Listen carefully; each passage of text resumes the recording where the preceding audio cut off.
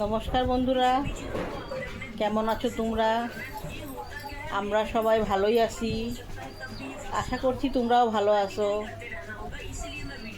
এখন বিকেল বাজে 5টা। আজকে বিকেলে ভিডিওটা শুরু করলাম। আজকে আসলাম দিদির বাড়িতে ঘুরতে আসছি। এই তো আইসে এখন বসে ফ্যানের হাওয়া খাচ্ছি।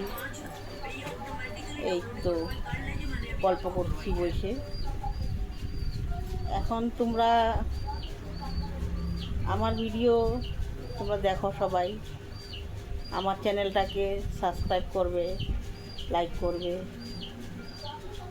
আমি তেমন ভিডিও বানাইতে পারি না, আমি যেমন পারি সেমনই বানাই।